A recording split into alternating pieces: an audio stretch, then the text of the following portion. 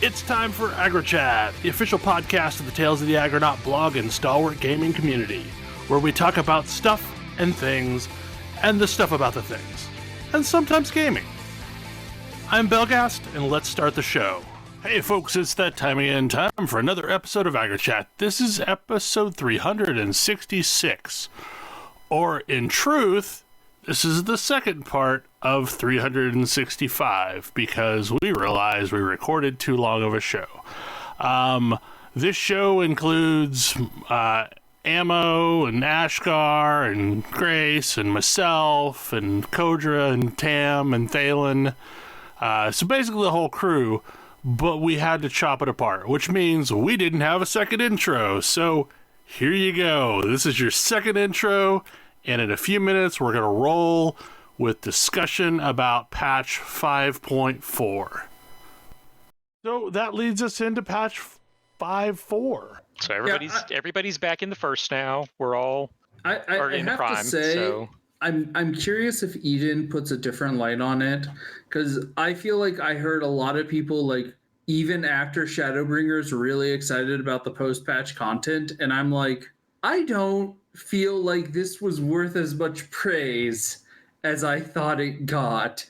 I mean, Eden does give you a lot of cool stuff related to, like, restoring the first. Well, and I think Eden is the most interesting raid since Coil. Yes, okay. Absolutely. It's the one, because it ties directly into the main story. And I mean, and it's so the main story was about stopping the zombie apocalypse. Eden is the story of making the world livable again. Yeah. Sure. Okay, well, I could see that. And the Alliance raids are all near Automata based, and they're really good. Like, I've never done those. Exceptionally good. I thought... Oh, they're fun. The story associated with them is exceptionally good, and it's not just this weird crossover thing. No, it actually fits into the lore. Okay. I've not done any of that content either. So I've been, like, kind of burning down MSQ to try and get ready for Endwalker. So I feel like the MSQ has been okay. It's good for us to, like, finally hopefully be putting Ascians in the rearview mirror.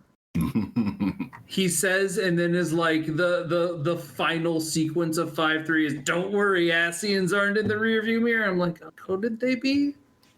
Couldn't we be dealing with something other than, Ascians and Xenos?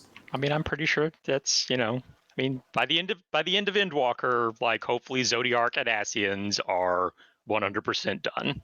Yeah, like, I have no idea what to expect from Endwalker. I have my I hope this is what happens theory, and I have my what I actually think is going to happen theory. But I can't say I'm excited about the villains as portrayed thus far, any of the four of them. Yeah. No, I'm very much hoping that we're done with them pretty quickly, and then it's like, Zodiark and Golbez or something. I don't know. So the opening of 5.4 starts off, and we basically hear from Lise and get a report that the state of the Garlean Empire is basically in a civil war because Xenos doesn't want to rule. I mean, worth noting, I think a thing you missed is we now have a new Scion. Yeah. That happens later. Well, no. That happens at the end of 5.3. Yeah, because we unlocked the Crystal Tower and downloaded Grahatia's memories into his younger body and let him be a Scion. Oh, so now he's officially joined the team. That new Scion, okay. Yes. Yeah. The other new Scion's coming up, but yeah. So Grahati is now with us, and he carries a piece of the Crystal Tower with him wherever he goes. Quite literally. It's on his staff. So basically all the different political factions within the Empire are now vying for control of the Empire, and it's full-on war in Garlemald. And Alisei decides, hey, that thing that we figured out to help out the folks that have been afflicted by the Sin Eaters, I think we can use this to start treating people who are tempered. Yeah, which has been a problem that we never really talked about up to before this point that much. I mean, it's It's been come one up of a those number things, of times. Yeah, it's been one of those things from the very beginning of the game, like from when we first faced Ifrit, that it was very clear that like once somebody is tempered, it's done. They can't be rescued. All you can do is put them out of their misery. Right. And that's been like from the beginning. And then we had the tempering of Gabu, the little baby kobold, and like Alice was super affected by this, and so that's been like one of her driving things since that happened is we have to figure out a way to help him, and that kind of like fed into, I think, her desperately wanting to help the Sin Eaters in the first, because it was the same sort of thing. And as it turns out, it is the same sort of thing. It's exactly the same sort of thing, because Sin Eaters happen when somebody's ether becomes too aspected towards light. And tempering does a similar thing by messing with someone's ether and aspecting it towards the ether of the primal that tempered them. So if we can fix their ether, maybe we can untemper them. So one of the things about the Crystal Tower is it is just full of books, especially from the Allegan era. And if I remember correctly, it's something like Graha remembered a footnote somewhere that the Allegans did experiments on how to cure tempering.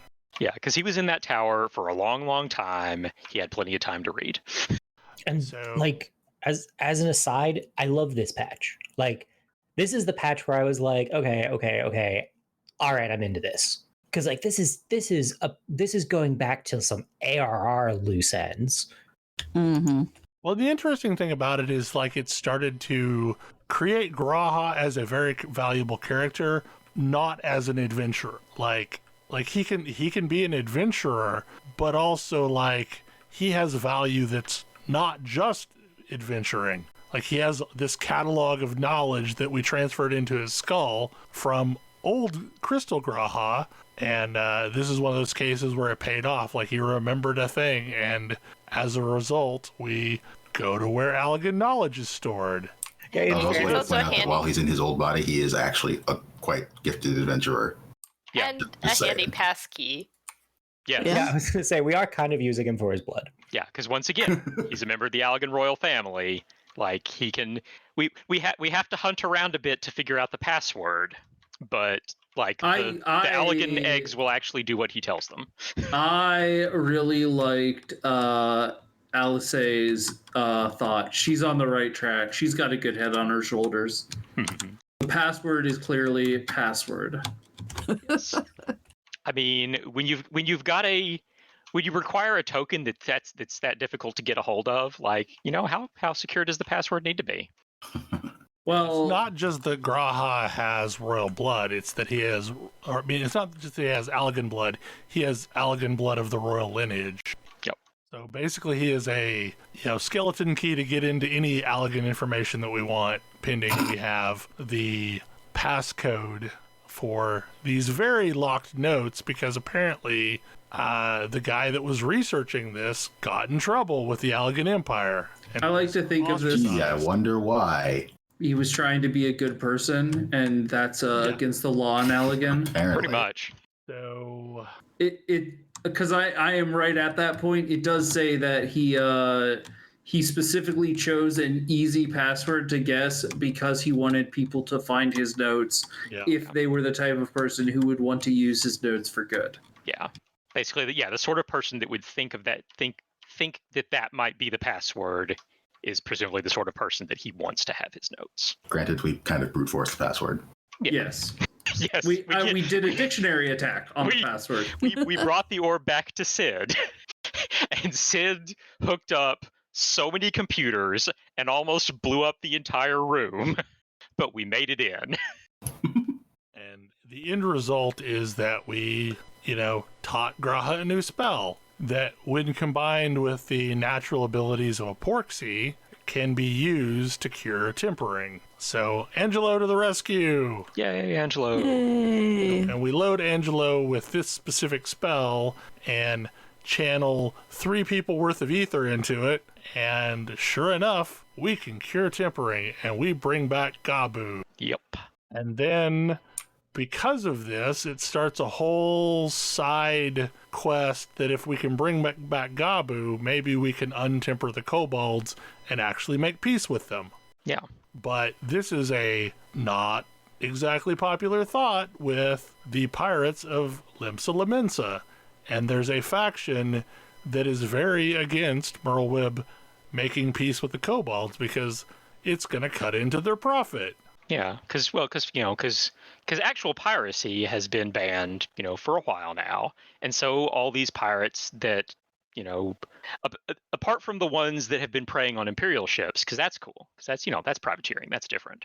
But a lot of them have been preying on the beastmen, because beastmen aren't people. We can just take their stuff and it's fine. There's no rule against that. But if we open up diplomatic relationships with the kobolds, then we can't be having, citizens of Limsa Lominsa stealing their stuff and, attacking them. So yeah, there's a bunch of pirates that aren't into that idea. So, yeah, I mean, we go through this entire sequence trying to get to the bottom of this rebellion, and then it ends up leading to this epic duel between Merlwyb and the pirate captain, who... Or at least the stand-in pirate captain. Yeah, who is a stand-in. He's the first mate. The actual captain has, been in poor health, and so the first mate's been running stuff. And then the commotion brings the actual captain up and slaps some sense into the standing captain. Yeah, because he's very much of the old school, Merlwyb and Mistbeard, that we've, this isn't how things work. We're moving into a new era of, Limsa. We fought long and hard to become respectable. We're going to keep that faith. So with that in mind, we can finally move forward to trying to bring peace with the kobolds, which leads us to arrange a parley between Zada, the leader of the kobolds, and Merlwyb. And it's done largely as a ruse because, one, we want to try and untemper kobolds, but two, we know he'll accept because he's going to try and capture Merlwyb. Well, as I recall, we're offering them a whole bunch of crystals, and so we're so they're gonna, they're gonna try and summon Titan. We know this. Literally within seconds, they try and summon Titan. Yeah, it's we go into this knowing as soon as we hand over the crystals, they're going to betray us. That's we know that's going to happen. Because the pirates had been stealing crystals from the kobolds, and us returning the crystals was a peace offering. This is also, if I remember correctly, this is also the patch where we get to watch Merlwyb be a complete badass for oh yeah, an hour. Oh, yeah. Absolutely. The duel on the ship, and then also this upcoming scene. Yes, absolutely. Yep. Oh, it's so good. Yeah, she is fantastic. Easily the best city leader. Till Cecil Wall is all.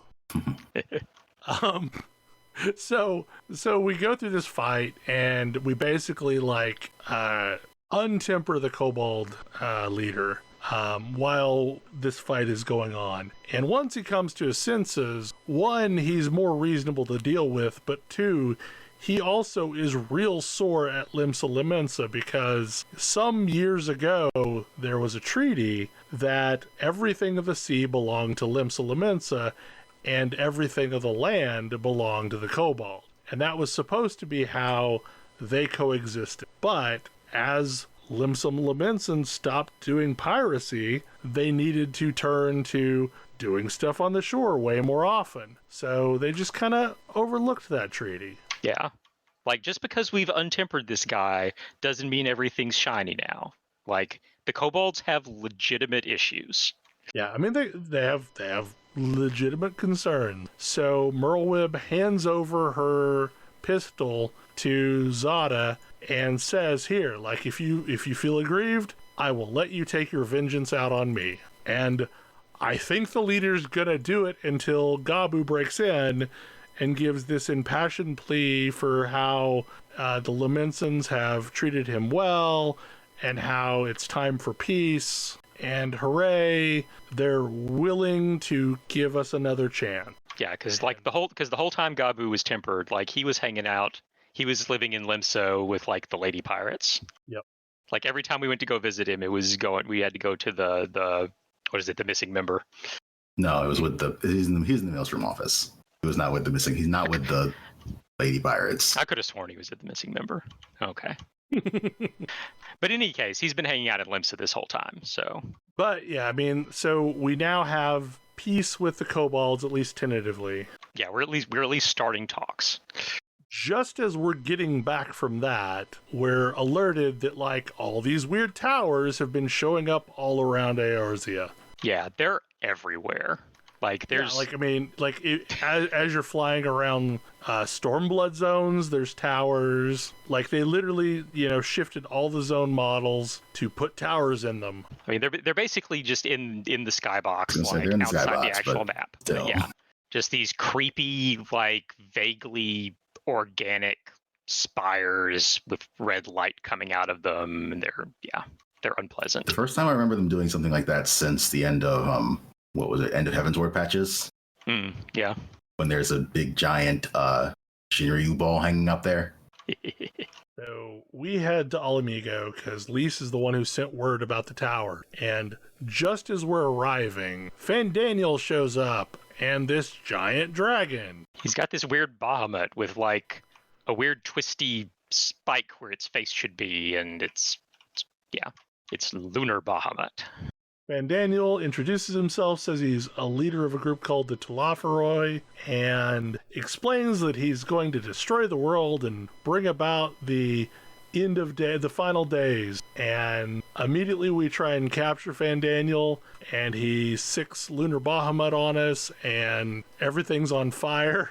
And before he leaves, he informs us that Xenos is awaiting our battle. Bleh.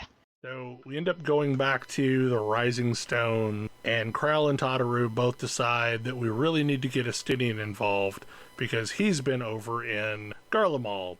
Yeah, because it was know what's going on. Yeah, because it was Estinian and Gaius that headed to Garlemald so long ago, and Estinian's been wandering around there some more since then.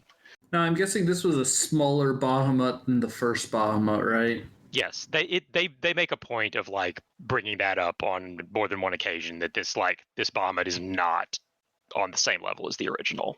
I mean, it's very fun. Like they're like, we need a dragon. Ooh, we'll do some other Bahamut. It's like, hey guys, do you remember that like Bahamut was an entire raid zone? Like Bahamut was huge. It was a moon. We kind of spent all of our budget on coolest Bahamut and ARR. Yeah, but Yeah. To be fair, they didn't need to invent the name Lunar Bahamut for this game. Exactly. Oh, that's fair. Like multiple Bahamuts have been a thing for a very long time now. Neo Lunar Bahamut 0. Exactly. FF7 is the craziest example of this, but I think Lunar Bahamut is FF4?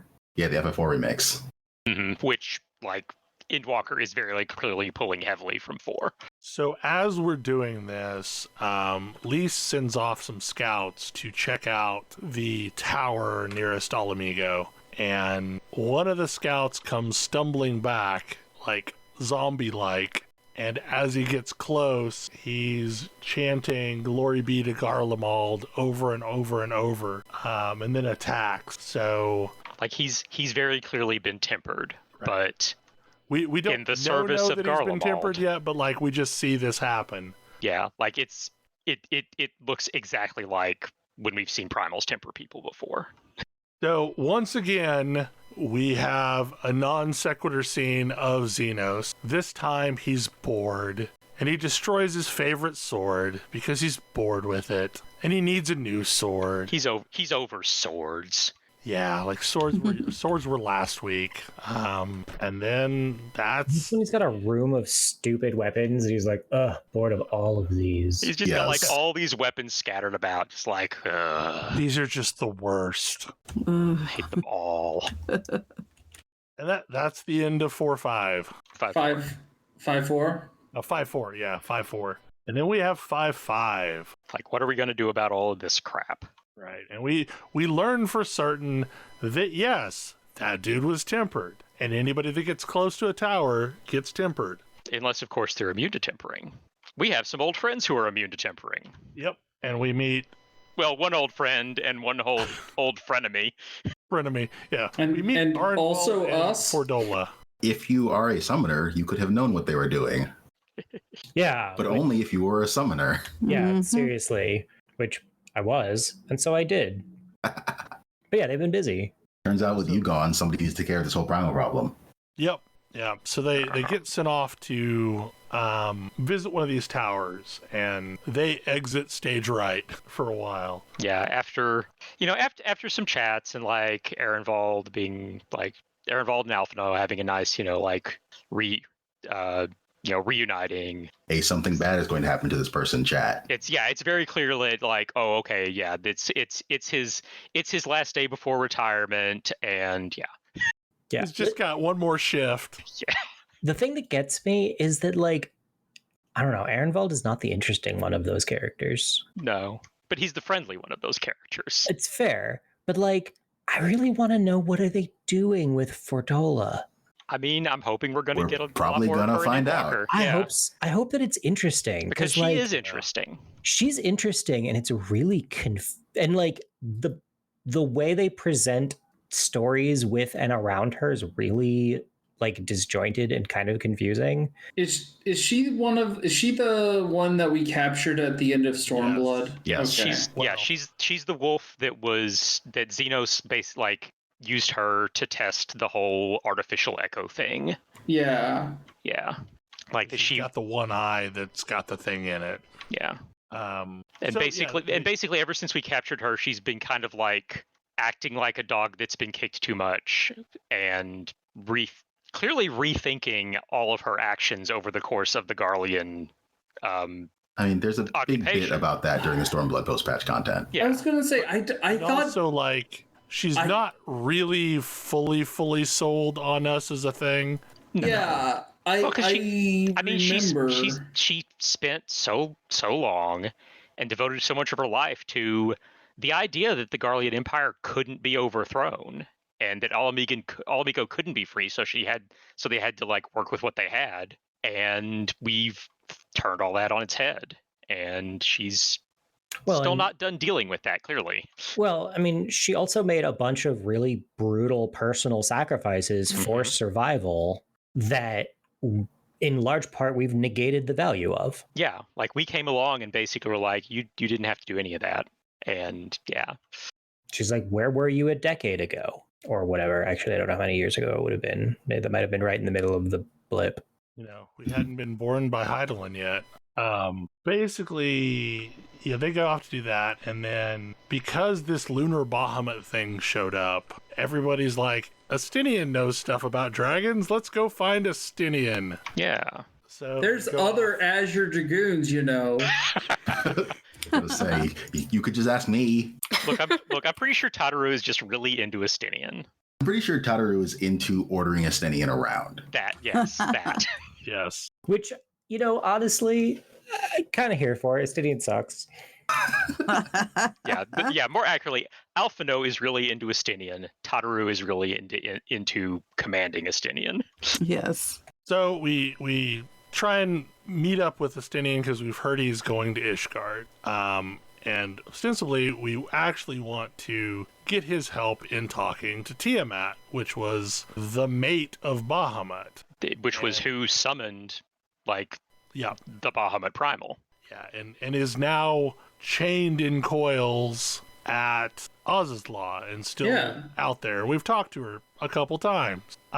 So essentially, like, we tell her about Lunar Bahamut, and we tell her that, or I think she tells us that the Garleans have essentially enslaved a bunch of Mercidian dragons, aka her brood, and she would love to help us, but she's afraid that she's still tempered by Bahamut. And if she's ever let go, she's afraid she'll be overwhelmed by that and, go on a rampage. So Yeah, she's basically been fighting that tempering, like, ever since Bahamut was originally summoned. And her being trapped like that is part of why she's even able to, because it's not like she could do anything. And she's stayed trapped because, she wants to be safe. So she's concerned that what she will do if she's ever let loose. So it's a good thing that we can untemper someone now. So we go through the process of untempering a dragon, and it takes a lot of ether. She's big. Several passes because dragons are big.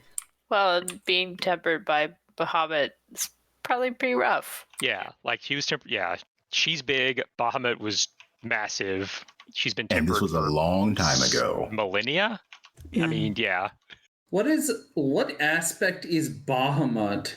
I think people have leaned towards darkness because he was supposed to bring, cause an umbral era. An umbral era, an era. Well, and one specifically aspected to darkness, because we've had ones aspected to the other elements over the course. So the assumption, I believe, is that it was dark.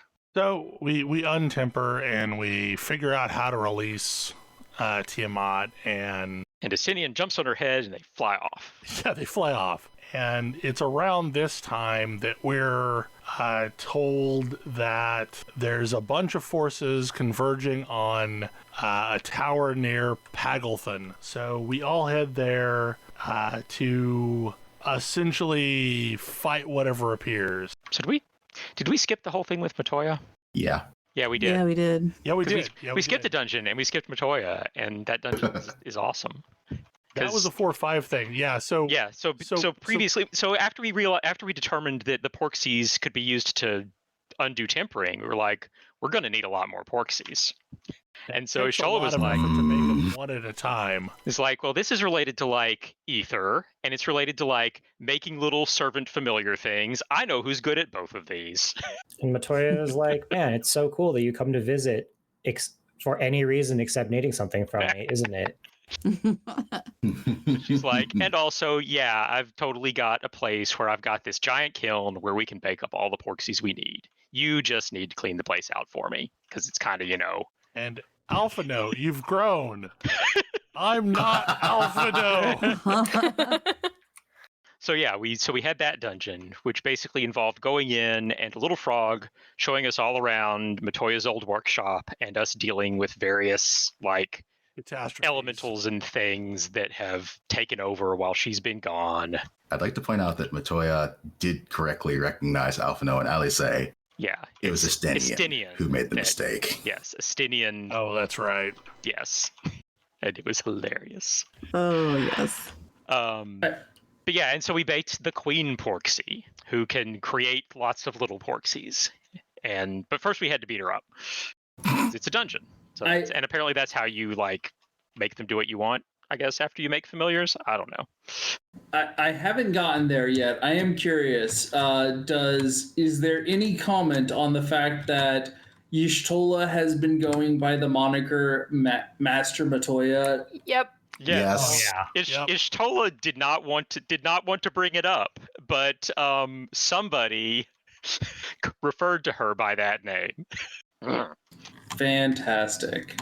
I forget, is it? It's Alphino. It's Alphino. Oh, it's Alphino? Yeah. Wow, Alphino is just...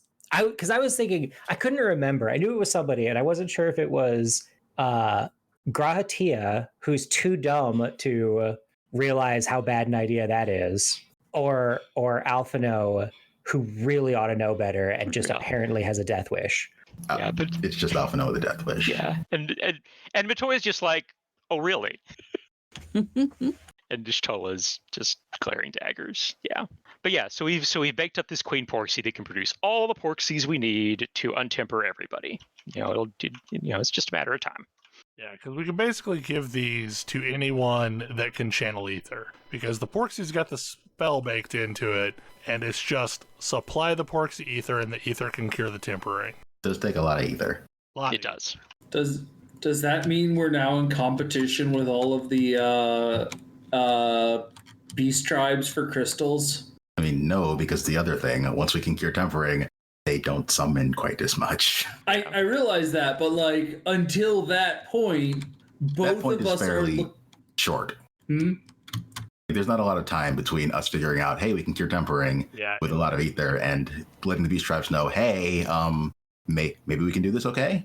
Yeah, Maybe? So when Well- we go to fight at Pagelthon, various like beast tribes have been abducted by the Garleans and taken into these towers, and as a result, like when we're fighting at Pagelthon, also a bunch of Amalja are fighting at Pagelthon. Yeah, because we've seen at this point, Fordola and Ehrenwald made it into the tower, and it was just like wall to wall Amalja like embedded in the walls of the tower.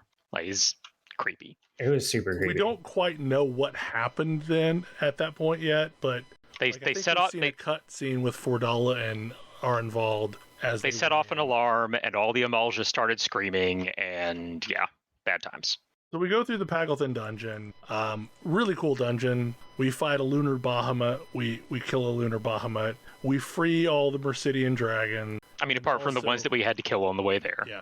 Well, yeah, apart from the ones that like we couldn't not kill. But like Tiamat's actively like helping us with the battle, like swooping through and breathing on things, and then we end up freeing a bunch of Amalja as a result. And because of that battle, the Amalja like want to pledge their support, pending we can untemper the rest of their people. Shortly after the battle, we actually find out from Fordola and Arenvald what actually happened. And essentially, when they set off the alarm, all the Amalja started screaming, all the Amalja died, and all that energy was channeled into summoning Lunar Efreet, and they barely escaped with their lives. And Arnwald was injured in the escape. yep, he's in a wheelchair now. And still in pretty good spirits overall. I mean, Yeah, he's pretty cheerful, all told. Hey, I kicks expect his ass and tells him that there's plenty of ways that he can help that aren't involving battle. yeah, like I fully expected him to come out of this dead, so you know. A mangled Arenvald is better than a dead Arenvald. So like what always happens in a patch, we go back to the Rising Stone, and Astinian officially joins the Scions of the Seventh Dawn. Oh man, Rumble. Yep.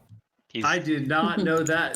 That's a spoiler for me. Wow. Yeah, Tadaru finally gets tired of all this crap and puts a collar on him. Okay.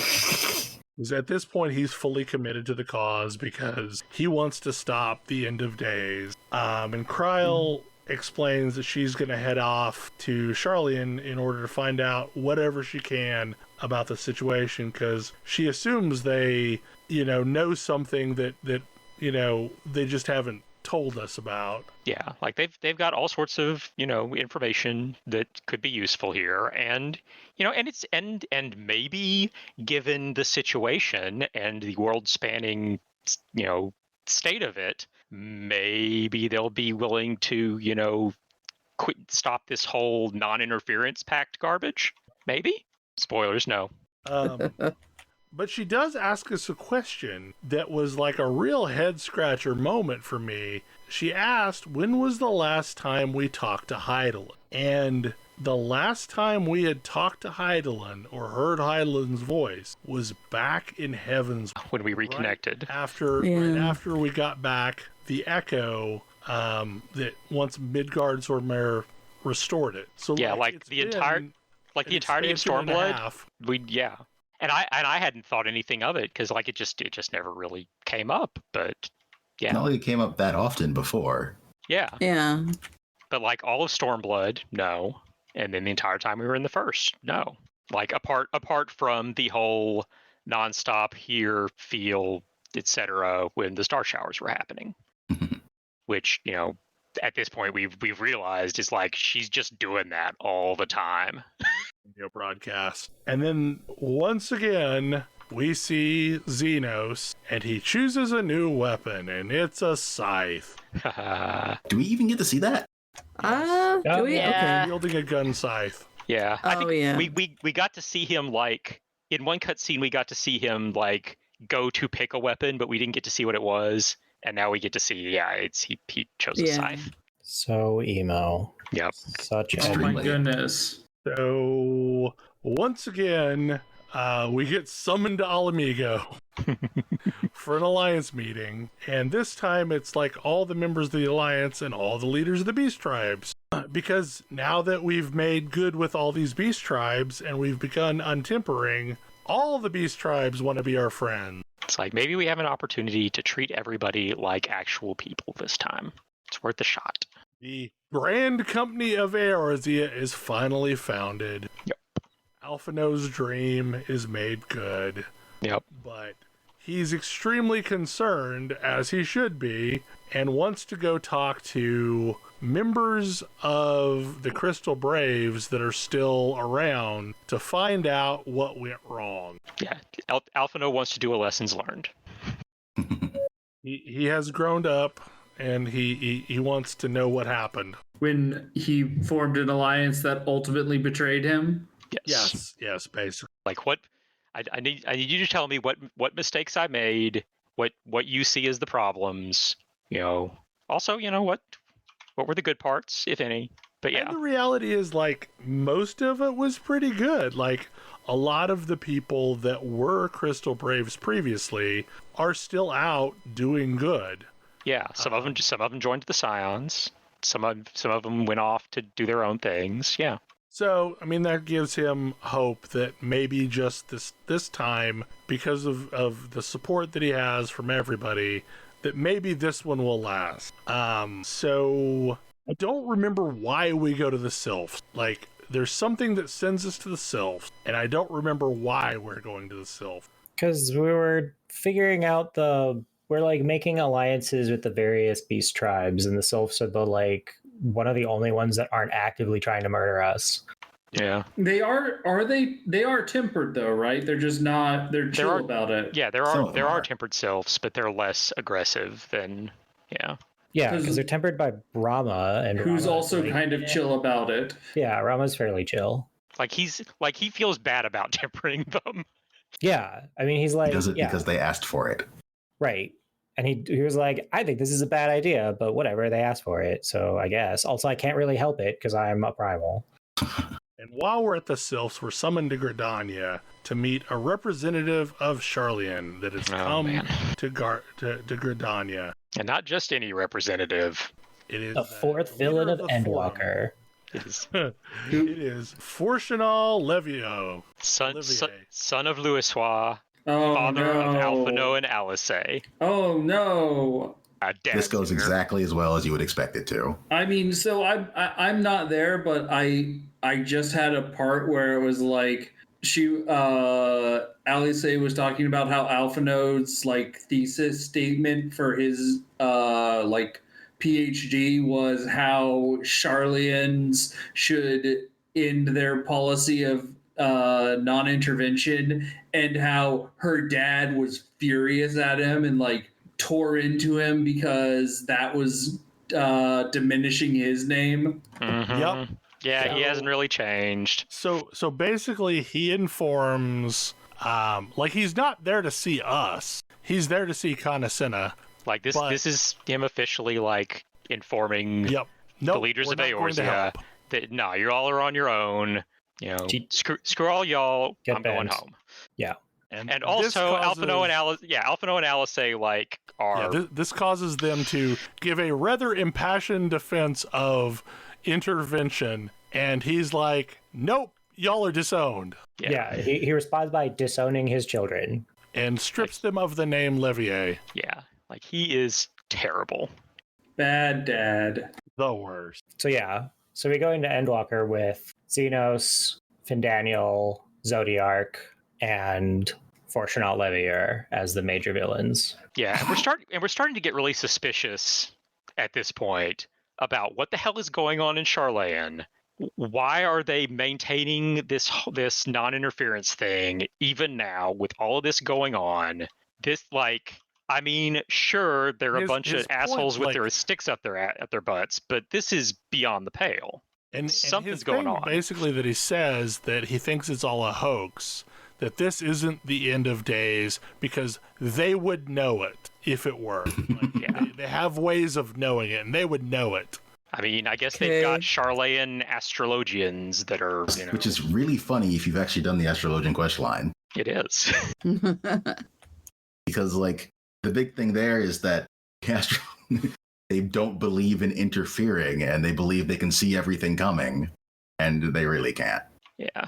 So while we're consoling Alice and Alphino, the Sylphs show up and like, the Garleans storm through our territory, and they're heading towards the Cartno Flats. Because apparently that's where everything happens. Yep. Cartno Flats. Maybe we should. So we have to go to the Cartno Flats, which begins this is probably the most frustrating of the duties, but it's also kind of a cool duty. It's a big like multi-phase duty where you're controlling different characters for different parts of it. It is a Final Fantasy split the party fight. Yep, because multiple lunar primals have been summoned and are here. And I do at least appreciate that they let you start over from checkpoints. Yes, they learned that lesson. Checkpointed. So basically, you're only one of them you're playing as yourself. I know people are frustrated. People get frustrated by these like. I hate these so much. Yeah, I I really hate them. I love them. I love them it. every single time. I can't. I don't know if I could tell you one that I didn't enjoy. I don't put hundreds upon hundreds upon hundreds of hours into a character to not play it. Well, but it's such a short little thing compared to all of the time I spend playing the character otherwise. But then I'm stuck, like, all right, now I gotta figure out what all these buttons do. I don't know what I'm doing. I mean, like, I just want to play my own 5. character.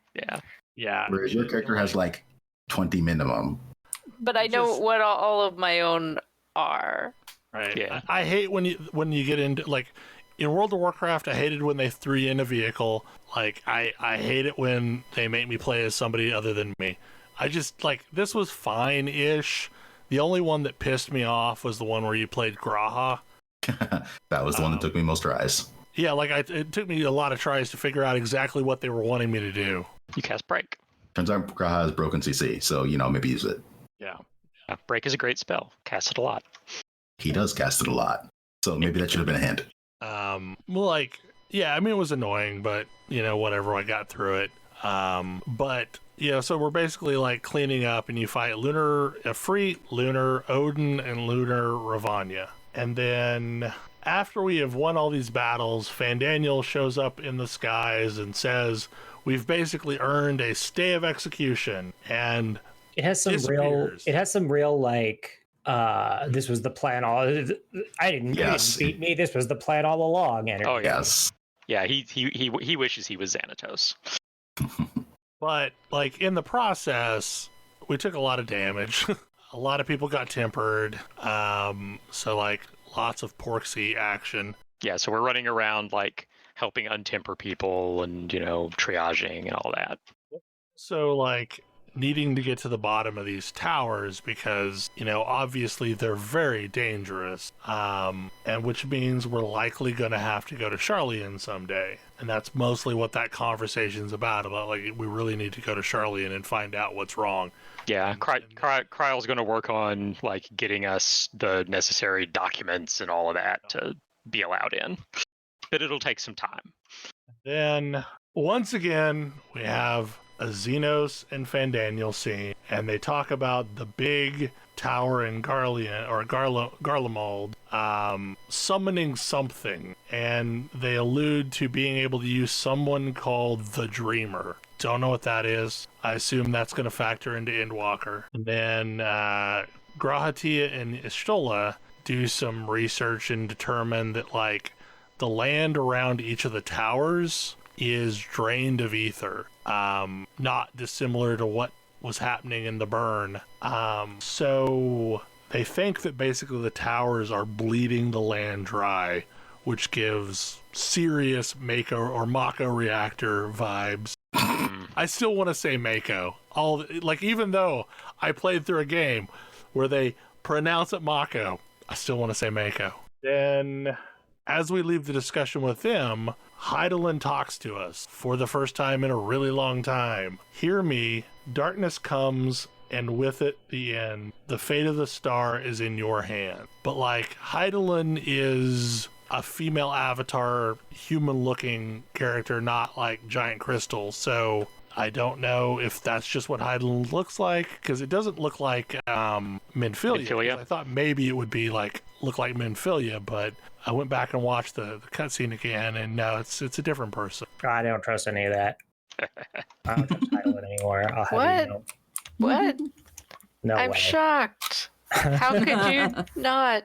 After everything we've learned, how could you not? I'm sure it's fine. She's the good kind of primal, right? Yeah, those definitely exist.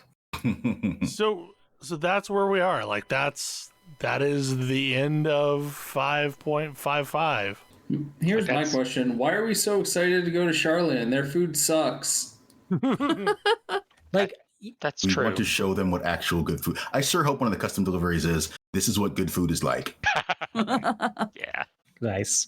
Have you thought about making bread that doesn't intentionally taste awful? Have you had coffee biscuits? I hear Like- they're good. So my secret desire for Endwalker. I don't think this is how it's going to play out, but I wish it would. We go to Charlian. They're of course giant dicks about everything because they have been. Xenos shows up and wrecks the place. And they're like, "Oh no, you were right. Oh no, we're getting wrecked by Xenos." And you just walk in and murder Xenos in like 2 seconds. And then we go and get actual work done with Charlian. Like, as a first arc, it would be beautiful. I don't think it's gonna happen. That's not going to happen. I think the actual thing that happens is we tiresomely go through and the final fight is some kind of Xenos Zodiac merger. I do not think Xenos is going to be the expansion's final boss. I hope not. He already got to be the final boss of another expansion. I would be very upset if he was. Yeah, he doesn't deserve that. I somehow doubt Charlian is going to let us be the best kind of lawyer. No, they have actual lawyers. I suspect that we're going to get into Charlian and it will be revealed that they followed us here and we let them in and they're going to break into Charlian and it's all going to be our fault. So, like, I don't know if you followed any of the tour stuff, and we don't really have time to get into that in depth, but it sounds like there's going to be some real shockers that are going to be revealed as far as locations that we're going. Because, like, Yoshi P specifically talked about during the media tour that he felt like Garlemald was the least spoilerly location that we could go to. I mean, we've known forever that we were going to go there sooner or later. Right. So, but he said like by I forget what level, like, but like the third level in or so, we would be somewhere that we were shocked we were at. So like I'm curious to see what that means. Like I'm not really sure where that could be. It's going to be interesting. And here's the thing, like I have a lot of faith in this team. I am not excited by Fandaniel or Xenos, but also like I'm willing to give them the leeway to prove to me that that's an interesting combination. Oh yeah, no, absolutely. Like yes, they have earned my trust. Like I've already pre-ordered this thing. We're gonna go and we're gonna find out. Well, and like this is the wrapping up of all of the content to this point. Like from after this, we're going somewhere different with the story. So like I think they're gonna stick the landing. Like I don't think they're gonna fail the ending for this one. I mean, endings are hard. Yeah, but they are. They've been able to reference things that I hadn't even thought about until they brought them up again. Like they're really good at tying up loose ends over time, and introducing a whole bunch of other mysteries. But I want to like. I mean, I'm excited to get in and see where we're going. I mean, we know we're going to the moon. We know we're going to Charlian. We know we're going to Garlemald, and we know we're going to Thavnair. Yeah. And if there's other locations other than those, I mean, how many total zones did we have for Shadowbringers? 6. Like it's typically been 6. So then in theory there should be a couple more zones. Yeah. Like I can't help but wonder, like I've had this theory that like maybe we're going to invade the 13th. Like, which one is the 13th? Is that the one that went The Void. Void? The Void. Yeah, the Void. Yeah, like I think we're going to go to the Void. I also wonder, like, I still have this feeling that somehow the 3 cities of Mahak, Amdapor, and Nymeria will somehow feed into this. Yeah. I mean, we've done a lot with those already. Mm-hmm. But we keep revisiting them. I mean, there's still all that floating city stuff to the west of Lanasia that we've never, it's just been there. True. Yeah. That's true. But yeah, I feel like particularly after Shadowbringers, like between being able to turn back the tide of light in the first, and then like actively interacting with refugees from the 13th, and like talking about maybe the possibility of somehow being able to reverse what happened to it. Like I do wonder if they're setting up are like actually going there. Well, because if you look at a lot of the creatures that are in the trailer that Fandaniel is using, they're all like void creature, or the creatures we traditionally associate with the void. So, and I'm trying to remember. So, why are there 13 shards? Is that just like what it broke into? Yeah, it's just how it happened. 13 people that I think went into forming Zodiark. Yeah. Okay, so I was like, is it because, like, should there be a 14th shard because there were 14 members of the convocation? I mean, we were the 14th, and alternately we're on the 14th. Yeah, the Prime is the 14th shard. Okay. The source. Yes. The source, I mean, yeah. Because I think we were part of the group that ultimately broke out and summoned Heidelin. Yeah. Yeah. So basically, yeah, there's 13 shards, and then the source, which is basically the 14th. Is the way I've always. And which maybe that number is important for something. Cough, maybe. Hmm.